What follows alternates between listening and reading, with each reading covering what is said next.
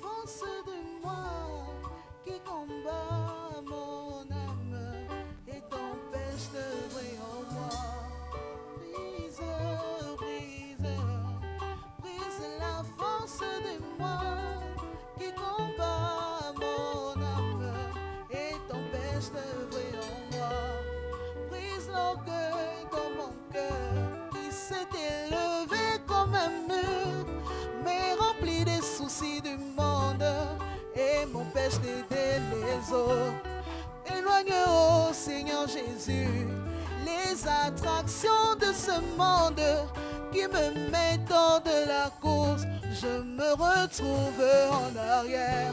Oh, brise, brise, Brise, brise, brise, brise, brise, brise, la force du péché, brise, brise, brise, la force du péché, brise.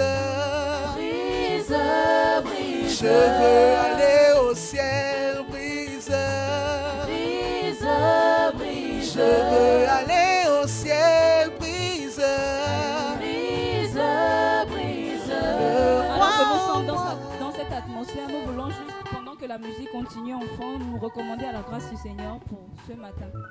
J'aimerais que personne ne regarde à ma petite personne, mais regarde le Saint-Esprit qui va certainement libérer un message pour son peuple ce matin. Nous avons déjà prié pour la prédication, mais nous voulons prier pour nos cœurs et prier que nous puissions recevoir la parole de Dieu, qu'elle tombe sur la terre fertile et qu'elle produise du fruit. Est-ce que l'Église peut élever la voix en prière avec moi et recommander son cœur au Seigneur? Oh, brise, Seigneur, je recommande mon brise. Parce que je ressens aussi cette parole ce matin. Oh, brise, brise. Il y avait je prie La que tu force libères le du message, péché, nous brise. exhorter, nous encourager, nous enseigner, nous corriger. La force du péché, brise. Je vais aller au ciel, brise. Je veux te ressembler, mais brise-moi. Le moi en moi, brise-moi. Le moi en moi, brise. Oh, brise, brise. Oh, brise, brise. Je veux te ressembler, brise-moi. Je veux te ressembler, mais Au nom de brise-moi. Que la gloire te revienne, notre Père et notre Dieu. Au nom de Jésus. Amen. Amen. Merci, Symphonie. Je ne nous ai pas salués en montant. Alors je nous dis bonjour, bien-aimés dans le Seigneur. C'est toujours une joie, mais aussi une crainte de se tenir devant vous. Parce que parfois vous êtes effrayants, comme on dit souvent. C'est très difficile d'être là et d'affronter les regards. Mais que ce matin, le Seigneur nous parle selon que son Église a besoin d'écouter. Amen. Alors, j'espère ne pas être très longue, parce que mon message est... Je ne vais pas mettre du temps, j'espère en tout cas. Modérateur, aide-moi aussi, s'il te plaît. Alors, notre vision de l'année que nous avons adoptée sur 2 ans, pour ceux-là qui s'en souviennent, je suis sûre que nous tous on s'en souvient, c'est prospérons à tous égards. N'est-ce pas? Et justement, pour atteindre notre vision, nous avons des objectifs et des objectifs, des sous-objectifs. Et pour ces mois, c'est-à-dire le mois de décembre, le mois de janvier, notre objectif est de grandir dans le caractère. Prospérer dans le caractère. Et donc, quand on parle de prospérer à tous égards, on parle ici de prospérer dans tous les domaines de notre vie. On va dire, je ne sais pas, certainement les philosophes, ou en tout cas les grands savants, ont identifié 12 domaines de la vie d'un homme, de manière générale. Ces 12 domaines, on parle du domaine spirituel, professionnel, financier, conjugal, émotionnel, familial, social, la santé, le domaine personnel, intellectuel, même le domaine du repos et même le domaine du bonheur. Et donc, ils ont identifié ces 12 domaines comme faisant partie intégrante de la vie d'un humain, de la vie d'un homme. Lorsqu'alors notre vision va nous demander de prospérer à tous égards, notre vision est en train de nous dire de prospérer dans tous ces domaines de nos vies. Les personnes qui m'ont précédé ici, que ce soit des enseignants ou des merveilleux prédicateurs, en fait, ont su tellement bien définir le concept de prospérité. Que ce soit en mettant en évidence l'étymologie du mot, en passant par la définition qui revient à revenir sur les explications de comment dire, la définition grecque, la définition hébreu, et etc. Et même en révélant des courants philosophiques ou psychologiques pour nous amener à comprendre ce qu'on entend par prospérité. Donc en temps normal, nous en tant qu'église EMFES, on est censé connaître le concept exactement de ce qu'on entend par prospérité. Et donc quand on dit prospérité, on parle d'un mouvement, on parle d'une progression, on parle d'un avancement. Ce qui signifie que le concept de prospérité est contre le fait de rester stagne ou le fait de régresser. La prospérité nous exige de faire un pas en avant. Quand on parle de prospérité, on entend tout simplement mouvement.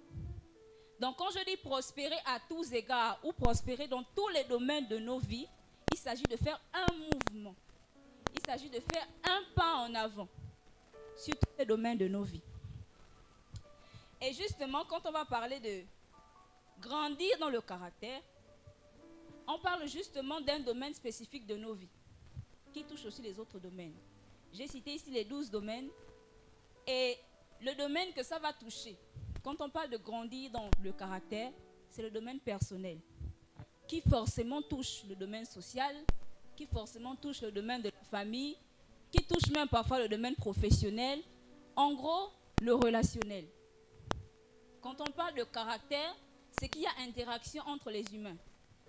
Si on vivait seul, on n'aurait pas besoin de travailler sur notre caractère, parce qu'on peut se supporter nous-mêmes.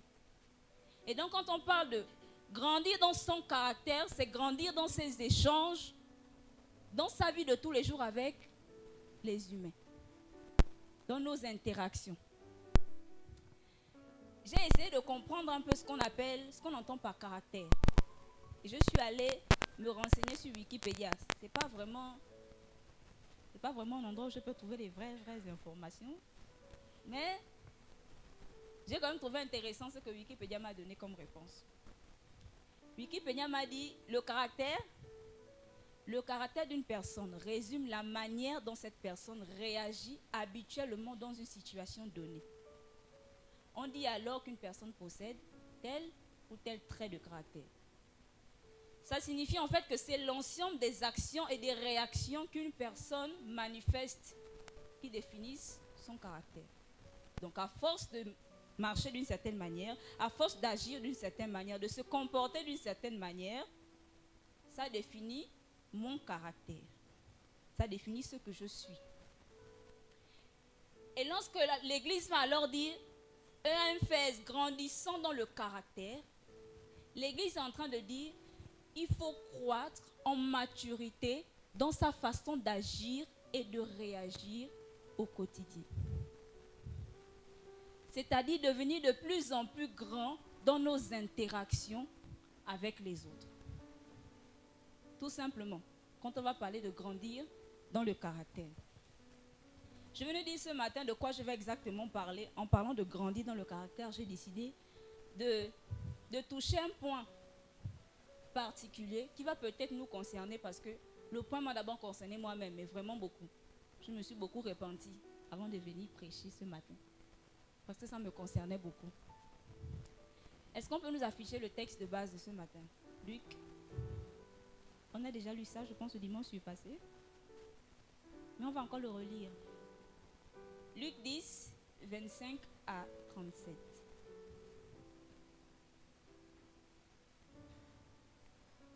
On va faire la lecture ensemble ou on va refaire la lecture ensemble? C'est un texte qu'on connaît très bien. Si c'est déjà affiché pour le peuple, je vais faire la lecture. C'est bon, c'est affiché? Okay. Donc, Luc 10, les versets 25 à 37.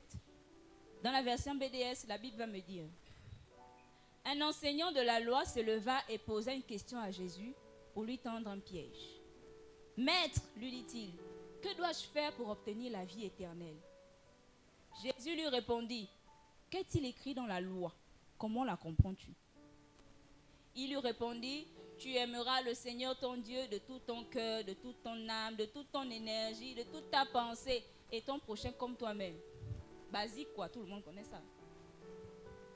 La suite, Jésus va dire: tu as bien répondu, fais cela et tu auras la vie. Mais l'enseignant de la loi, voulant se donner raison, j'aime bien, reprit: oui, mais qui est donc mon prochain? La suite, notre cher Jésus et ses paraboles va expliquer au docteur de la loi c'est qui le prochain en question. Jésus lui répondit: il y avait un homme qui descendait de Jérusalem à Jéricho. Quand il fut attaqué par des brigands, ils lui arrachèrent ses vêtements, le rouèrent de coups et s'en allèrent, le laissant à moitié mort. Or, il se trouva qu'un prêtre descendait par le même chemin. Il vit le blessé et s'en écartant, poursuivit sa route. Mais ensuite, aussi, un lévite arriva au même endroit, le vit et s'en écarta, poursuivit son chemin. Mais un Samaritain qui passait par là arrivait près de cet homme. En le voyant, il fut pris de compassion. Il s'approcha de lui, soigna ses plaies avec de l'huile et du vin, et les recouvrit de pansements. Puis, le chargeant sur sa propre mule, il l'emmena dans une auberge, puis il le soigna de son mieux. Le lendemain, il sortit 2 pièces d'argent, les remit à l'aubergiste et lui dit: prends soin de cet homme et tout ce que tu auras dépensé en plus, je le rembourserai moi-même quand je repasserai. Et Jésus ajouta: à ton avis, lequel de ces 3 s'est montré le prochain qui avait été victime des brigands? Dernier verset: c'est celui qui a eu compassion de lui, lui répondit l'enseignant de la loi. Et Jésus va dire: eh bien, va et agis de même. Amen. Je ne sais pas si quelqu'un a compris de quoi je vais parler ce matin, mais pour ceux qui notent, je vais donner le thème. Sortir de soi, 2 points, le remède contre l'égoïsme. Sortir de soi, 2 points, le remède contre l'égoïsme. C'est bizarre de parler d'égoïsme quand même à l'église, ou de parler d'égoïsme en plein culte. Les gens des Symphonéos savent que j'aime beaucoup parler de relations humaines. C'est un domaine qui me passionne beaucoup. J'aime bien comprendre les interactions entre les hommes. Pourquoi 2 personnes s'entendent très bien et pourquoi 2 autres personnes ont du mal à s'entendre. Et parce que j'aime bien tout ce qui tourne autour des relations, les vices également qu'il y a dans les relations là, ça m'intéresse. Et je me permets de les comprendre à la lumière des Écritures. Raison pour laquelle je parle de ça ce matin. Sortir de soi, le remède contre l'égoïsme. Je ne sais pas si quelqu'un a remarqué, mais le système du monde a instauré une manière de faire à laquelle notre Seigneur va nous dire de ne pas nous conformer. Comme Paul va dire en Romains 12, ne vous conformez pas au siècle présent. Il parle de ne pas se conformer à un système, c'est-à-dire à une manière de penser, aux principes qui ont été établis par le monde. Je ne sais pas si quelqu'un a remarqué que le monde a fait exprès de pouvoir instaurer une façon de penser qui ne tourne qu'autour du moi.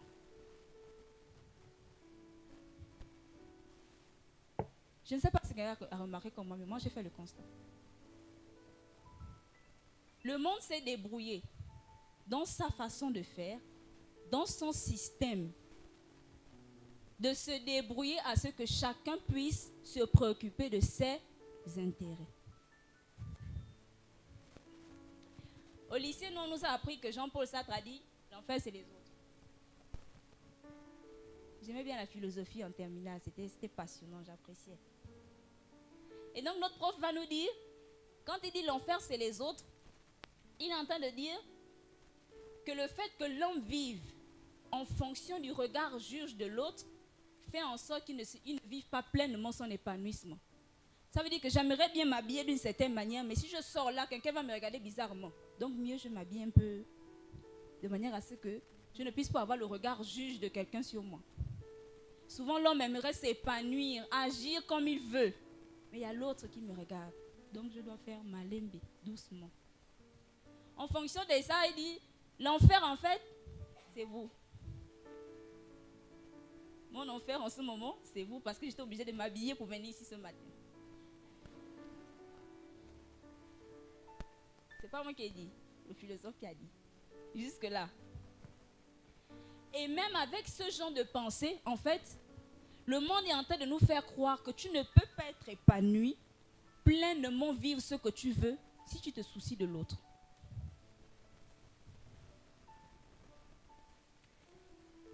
Mais encore plus, en fait, le monde nous emmène à croire qu'à force de se soucier des autres, de prendre soin des autres, on n'est tellement pas épanoui qu'on peut finir déprimé.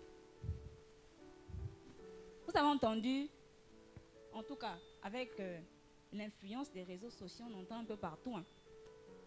Vis pour toi, pense à toi, c'est toi qui compte d'abord. Pense à ton bonheur avant tout. Hein, nos coachs de vie.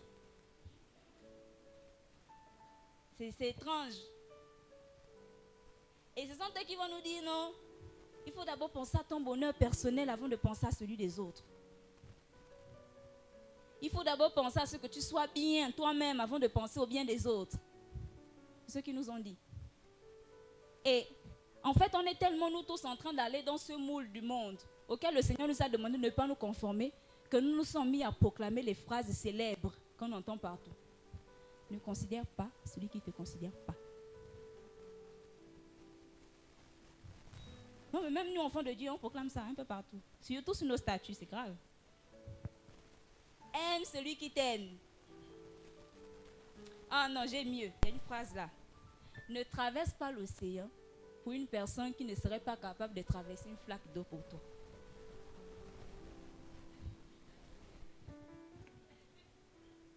En fait, nos codes de vie sont d'abord forts.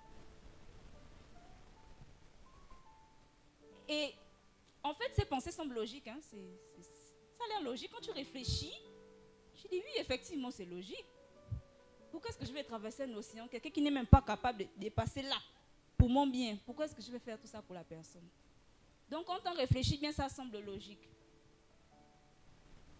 Et j'ai vu quelque part dans une émission sur MCI. J'ai tenu quand même à nous le dire ou à nous le partager parce que c'est quand même important. Ce que j'ai compris, c'était intéressant. Le monsieur qui était invité sur l'émission Bonjour chez vous, il va parler de l'égoïsme et il va dire que le système du monde en fait a tellement décidé de tout centrer sur le soi, sur le moi, que ça, ils ont même décidé d'impacter cela dans le domaine académique. Par exemple, depuis le primaire, on nous a appris les conjugaisons. Et on nous a dit depuis toujours que la conjugaison commence par je, tu, il. Et le monsieur disait, vous n'avez pas remarqué même que même ça, c'est pour nous emmener à tout centrer sur nous. Tout commence d'abord par moi. C'est d'abord moi qui compte. Après, je peux penser à l'autre. Et après, je peux penser au il qui est quelque part là-bas. Et donc, même, ne serait-ce que dans la conjugaison ou dans le domaine académique, on nous apprend à tout centrer sur nos propres intérêts, à chercher à satisfaire nos propres désirs personnels. Avant que je ne pense à répondre aux besoins de quelqu'un, il faut que je sois d'abord satisfait d'avoir répondu à tous mes besoins personnels. C'est logique. J'ai trouvé ça logique en réfléchissant. Et la lumière de la parole, est-ce que c'est vrai? C'est ce qu'on va essayer de voir nous tous. J'ai alors essayé de comprendre c'est quoi l'égoïsme et quelles sont les caractéristiques ou qu'est-ce qui caractérise une personne qui est égoïste. J'ai demandé au Robert de m'expliquer c'est quoi l'égoïsme. Le rebelle va me dire que l'égoïsme, c'est l'attachement excessif à soi-même qui fait que l'on recherche exclusivement son plaisir et ses intérêts personnels. Attachement excessif à soi-même qui fait que l'on recherche exclusivement son plaisir et son intérêt personnel. Ce qui veut dire qu'une personne égoïste, c'est quelqu'un qui a tendance à se préoccuper principalement de sa propre personne, de ses désirs, de ses besoins, et qui le fait souvent au détriment de ceux des autres. Ça peut se manifester, l'attitude égoïste peut se manifester par un manque de considération pour les sentiments, les besoins et le bien-être des autres. Donc je ne me soucie pas trop de ce que les autres ressentent, de ce que les autres pensent, de ce que les autres disent. Je vis ma vie. C'est moi qui compte. Ce sont mes émotions, mes besoins, mes sentiments qui comptent avant tout. Comment on reconnaît une personne égoïste? On reconnaît une personne égoïste, premièrement, quand elle prend des décisions uniquement en fonction de ce qui est bénéfique pour elle-même. Toutes ces décisions sont centrées autour de sa personne. Ça doit m'arranger, ça doit m'avantager. Moi d'abord. Deuxièmement, une personne égoïste ne fait pas preuve d'empathie ou de compassion envers les autres. Elle n'a pas tendance à comprendre ce que les autres ressentent. Elle n'a pas tendance même à se soucier ou à chercher même à comprendre ce que les autres ressentent. Une personne égoïste manipule ou utilise les autres pour obtenir ce qu'elle veut. Une personne égoïste refuse de partager ou d'aider les autres, même lorsqu'elle en a les moyens. Même lorsqu'elle est capable de pouvoir te rendre service. Si ça ne l'arrange pas, c'est mort. Encore mieux, en fait, il y a ces personnes qui sont disponibles. Elles te rendent le service ou elles t'aident. Mais en réalité, ce n'est pas pour toi. C'est pour elles-mêmes. C'est soit parce qu'elle veut la reconnaissance de ta part, ou soit parce qu'elle sait qu'en rendant ce service-là, tu vas peut-être rendre quelque chose en retour. Tu seras redevable quelque part. Et ici, jusque-là, on parle du système du monde. Ça dit que c'est dans ça que le monde est. Ça signifie que l'Église, nous, en tant qu'Église, on n'est pas censé être dans ce moule. On n'est pas censé être dans ce système de pensée, dans cette façon de faire. Parce que c'est complètement contraire au principe du royaume des cieux auquel nous appartenons. Oui, ces choses sont certainement logiques, mais ces choses ne sont pas spirituelles. C'est certainement réfléchi, mais ce n'est pas chrétien. Voici ce que le système du royaume des cieux nous enseigne. On a lu tout à l'heure la parabole du bon samaritain. En lisant le texte, en fait, je me suis juste posé une question. Le bon samaritain n'avait rien à faire. Il allait où? En passant par là, et puis il a croisé le monsieur qu'on a frappé. Est-ce qu'il n'était pas en train d'aller faire quelque chose? Est-ce qu'il n'était pas occupé à ses affaires? Parce que le prêtre était occupé, il fallait qu'il vienne prêcher. Il était occupé, on suppose qu'il était en train d'aller à l'église. Donc il était un peu pressé là. Si je ne viens pas au culte, ça va être compliqué, il n'y a pas quelqu'un pour prêcher à ma place. Donc même si je vois quelqu'un qui est blessé dehors, je vais vite passer, j'ai des choses à faire. Le lévite, pareil, il est programmé ici, il doit chanter.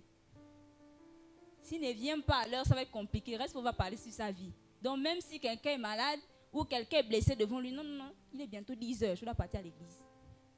Il est bientôt 11h30, il faut que j'aille à l'église. Ça, c'est le lévite et le prêtre. Et le bon samaritain, franchement, la Bible ne dit pas qu'il n'avait rien à faire, qu'il est en train de se balader en passant par là et ça tombe bien, il avait pris de l'argent sur lui. Et puis il s'est dit, bon, je vais marcher par là, certainement quelqu'un aura besoin d'argent, je vais l'aider. Je ne pense pas. Le bon samaritain avait des choses à faire. Il avait un objectif. Il partait quelque part. Mais voici qu'il passe par là et puis il voit une personne qui est malade. Il voit une personne qui a été touchée. La personne est sur le point de mourir. Je suis impressionnée par comment il a été capable de prendre soin du monsieur sur place. Mais il aurait pu prendre soin de lui et le laisser là. J'ai fait ma part. Il va le soulever, l'emmener dans l'auberge. Il va prendre ses dirhams pour le soigner. Le truc, c'est qu'il va rester un jour avec lui. Mais le bon samaritain, il n'y a pas quelqu'un qui t'attend à la maison. Comment tu fais pour aider un inconnu sur la route jusqu'à tu fais un jour dehors? Seigneur, sa femme. Bon, maintenant tu rentres à la maison, suppose qu'il est marié, tu rentres à la maison, tu vas dire, en fait, excuse-moi, j'ai vu un inconnu là-bas, donc je l'ai aidé, voilà pourquoi j'ai dormi dehors. Il y a quelqu'un qui aura les problèmes dans son foyer. On va prier qu'il soit célibataire, qu'il n'avait pas de compte à rendre à quelqu'un. Mais je suis impressionnée par comment c'est possible qu'une personne puisse prendre autant soin d'un inconnu. Encore, on peut donner son temps à une personne. On peut donner son énergie à une personne. Mais l'argent, c'est dur. Surtout quand c'est la crise, c'est chaud. Mais la Bible dit qu'il a pris son argent. Il a donné à l'aubergiste. Prends soin de lui. Mais ce que tu vas dépenser en plus, comme moi je vais venir, je vais rembourser. Mais bon, Samaritain, tu le connais où? Où est-ce que tu le connais? Qu'est-ce que Jésus voulait nous enseigner par là? Ce n'est pas une histoire qui a existé, c'est une parabole que Jésus va en quelque sorte inventer pour nous faire comprendre en fait un message important. C'est le fait que dans notre vie de tous les jours, nous en tant que chrétiens, on est censé d'abord se soucier de l'autre, même quand l'autre semble un inconnu. C'est le fait que nous, en tant qu'enfants de Dieu, nos principes sont opposés aux principes du monde. Les principes du monde qui nous exigent de pouvoir d'abord penser au nous. Si on doit revoir la conjugaison et décider de l'associer ou bien décider en fait de la mettre en conformité avec les principes du royaume des cieux, la conjugaison commencerait par le tu.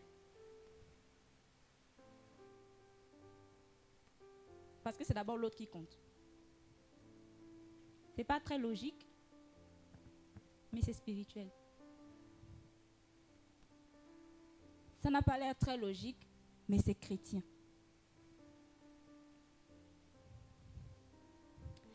Notre système du royaume demande à ce que, ou exige à ce que, Dieu soit d'abord mis au commencement de tout.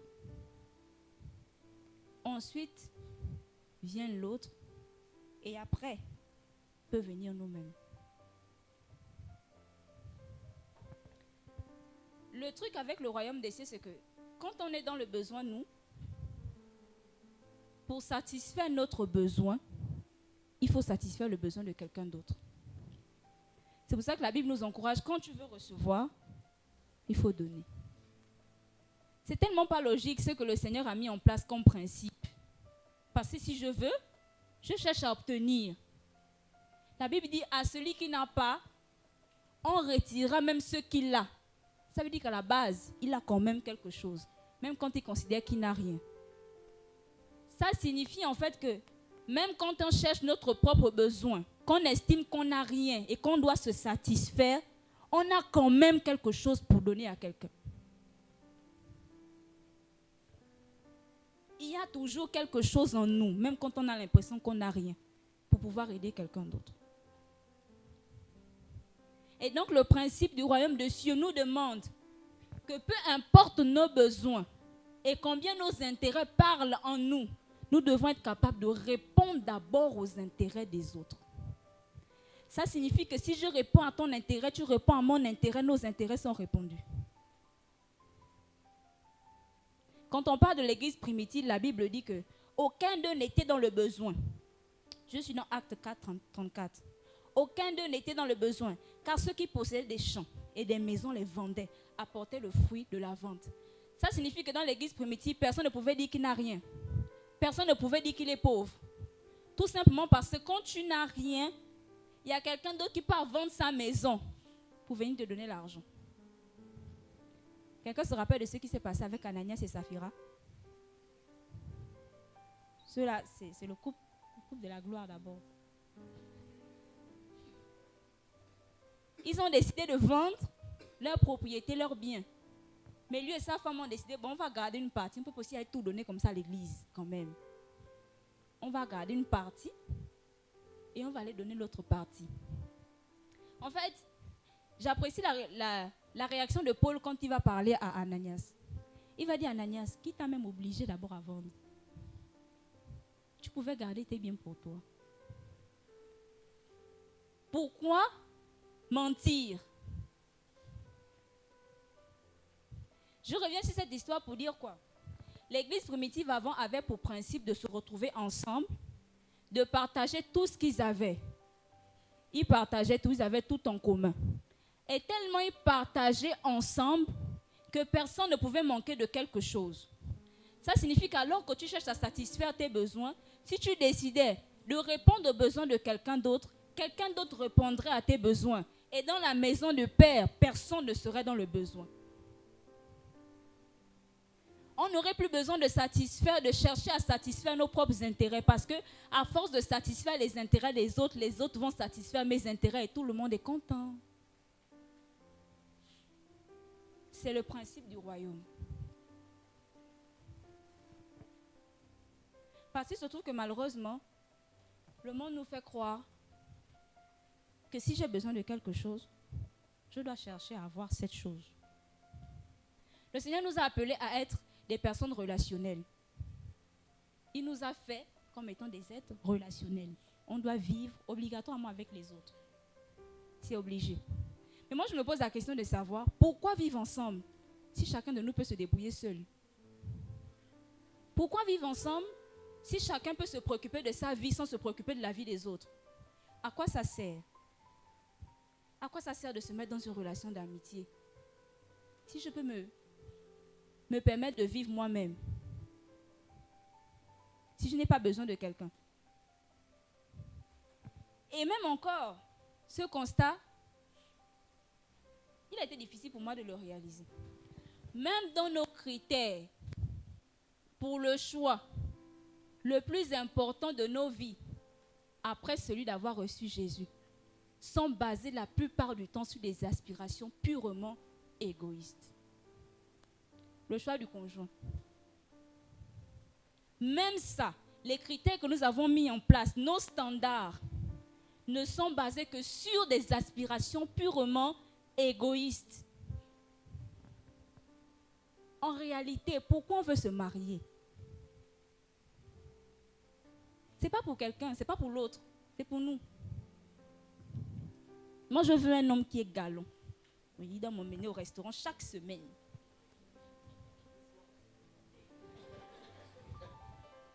Je veux une femme battante. Je ne sais pas avec qui elle est censée se battre, mais c'est ça. Donc moi, je veux un homme riche. Il doit m'emmener en voyage à chacun de mes anniversaires. Moi, je veux une femme travailleuse. Je ne mange pas une même nourriture 2 fois. Elle doit me cuisiner à manger chaque jour. Et en plus, je ne mange pas la nourriture réchauffée.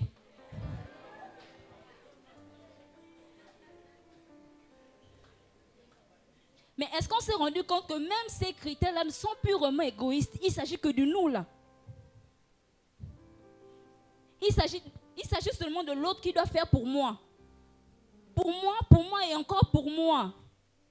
Même sur un critère aussi louable, comme je veux un homme qui craint le Seigneur. C'est un critère tellement louable. Même ça, on veut qu'il craigne le Seigneur pour qu'il ne nous trompe pas.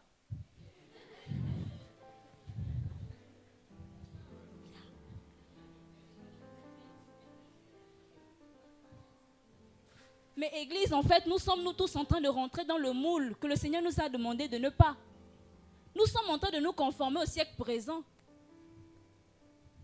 Parce que la vérité, c'est qu'ici, il faut se mettre en relation avec quelqu'un, c'est pour que la personne puisse profiter de nous, non pas qu'on puisse profiter de cette personne. Et donc, s'il s'agit de se marier, il s'agit de rendre une personne heureuse, pas de se débrouiller à ce que la personne nous rende heureuse.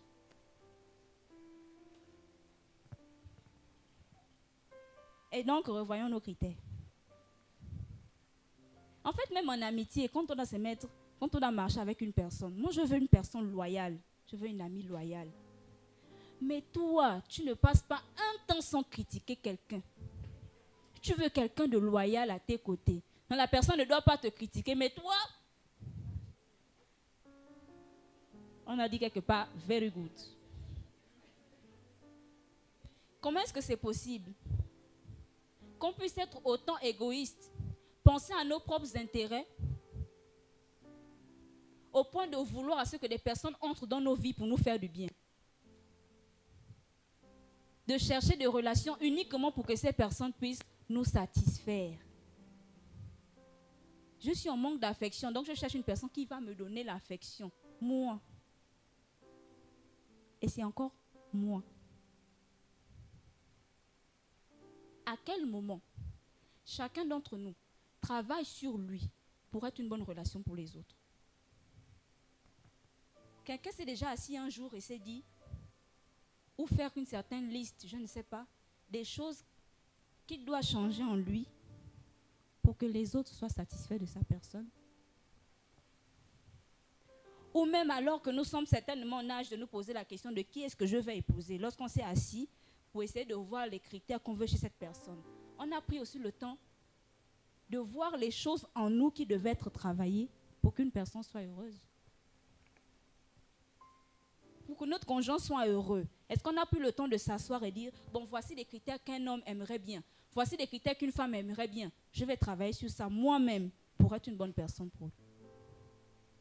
Non, parce que tout tourne autour du nous. Ce matin, en fait, je crois que le Saint-Esprit voulait simplement nous dire de sortir de nous-mêmes, c'est-à-dire de nous oublier pour penser aux intérêts des autres.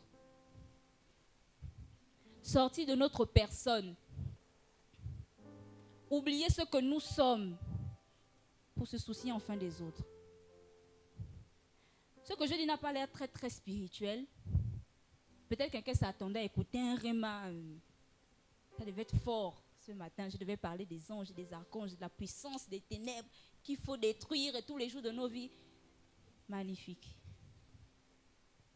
Mais je suis désolée, on ne peut pas être un homme de prière, une femme de prière, et nos vies de tous les jours, tout est concentré sur uniquement notre personne. On n'est pas spirituel comme ça. Malheureusement, être spirituel, ce n'est pas le temps record qu'on fait dans la prière, ni la qualité de notre parler en langue, encore moins la qualité de notre service à l'église.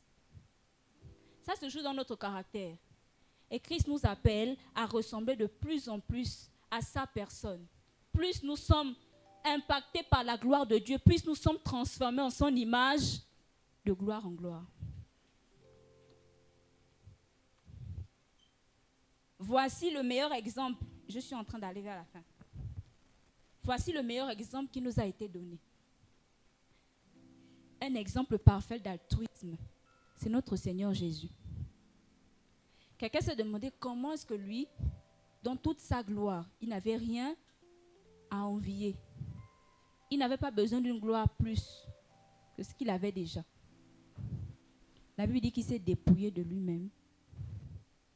Il a décidé de venir sur la terre pour mourir pour nous autres. Souffrir le martyre pour que quelqu'un comme moi et quelqu'un comme toi puisse être sauvé. Je me demande qu'est-ce que Jésus avait à gagner. Il n'avait rien à gagner. Même pas la gloire qui lui a été donnée après, parce qu'il était déjà dans la gloire du Père. Est-ce qu'il avait encore besoin d'une gloire? Mais il a décidé d'oublier lui-même sa propre gloire, d'oublier sa propre personne, parce qu'il t'aimait toi. Et parce qu'il t'a tellement aimé, il a décidé de donner sa vie. Voici que la Bible nous dit, de faire tel que Christ a fait, c'est notre image parfaite. Le plus grand amour, c'est donner sa vie pour ses amis. Je n'ai pas dit à quelqu'un d'aller se donner tout entièrement en sacrifice. Tuez-moi, je suis prête à mourir pour cette personne. Mais je pense qu'on verra si nous sommes capables de mourir pour une personne. Si déjà dans les petits gestes de tous les jours, nous sommes capables en fait de nous oublier pour penser aux autres. Matthieu 7, 12. Faites pour les autres tout ce que vous voulez qu'ils fassent pour vous. C'est là ce qu'enseignent les livres de la loi de Moïse et des prophètes. Faites pour les autres tout ce que vous voulez qu'il fasse pour vous. Et qu'à partir de ce moment, nous soyons capables de vouloir d'abord le bien des autres. Qu'à partir de ce moment, nous soyons capables de chercher d'abord les intérêts des autres avant les nôtres. Je vais finir par cette phrase. En 2025, l'heure n'est pas à chercher la bonne relation. L'heure est à être la bonne relation. Je vais reprendre ça pendant que j'invite Symphonio. L'heure n'est pas à chercher à être. L'heure n'est pas à chercher la bonne relation. L'heure est à chercher à être soit la bonne relation de quelqu'un. Je ne sais pas si quelqu'un a compris cette partie, ça faisait juste brise l'égoïsme dans mon cœur qui s'est élevé comme un mur, me remplit de soucis du monde qui m'empêche d'aider les autres. J'aimerais juste qu'on prie un moment et que l'on se recommande à la grâce du Seigneur. Je disais que c'était peut-être pas assez profond, mais c'était spirituel. Tout ce que le Saint-Esprit a dit ce matin. Et demandons à Dieu en fait de briser la force du nous. Notre plus grand ennemi, ce n'est pas le diable. Notre plus grand ennemi, c'est nous. C'est le nous, c'est le moi. Nous voulons demander au Seigneur de briser le nous, afin que nous soyons capables de sortir de notre personne et de penser enfin aux autres. Et que cette prière soit sincère dans nos cœurs, alors que le Seigneur se dispose à nous rendre plus saints pour les autres, à nous rendre meilleurs pour les autres. Brise l'égoïsme dans mon cœur qui s'est élevé comme un mur, me remplit de soucis du monde qui m'empêche d'aider les autres. Brise l'égoïsme dans mon cœur qui s'est élevé comme un mur, me remplit de soucis du monde qui m'empêche d'aider les autres. Oh, brise, brise-moi, Brise, brise. la force du péché, c'est moi-même. Oh. Brise, brise. L'ennemi de mon âme, c'est moi-même. Oh. Brise, brise. L'ennemi de mon âme, c'est moi-même. Oh. Brise, brise. Brise, brise. Quelqu'un peut demander au Seigneur de briser son caractère, briser tout en lui qui l'empêche de penser aux autres, qui l'emmène à tout centrer sur sa personne. L'Église peut prier et demander simplement la force au Seigneur ce matin. Oh, brise, brise-moi. Brise, brise. Brise, brise. Brise, brise.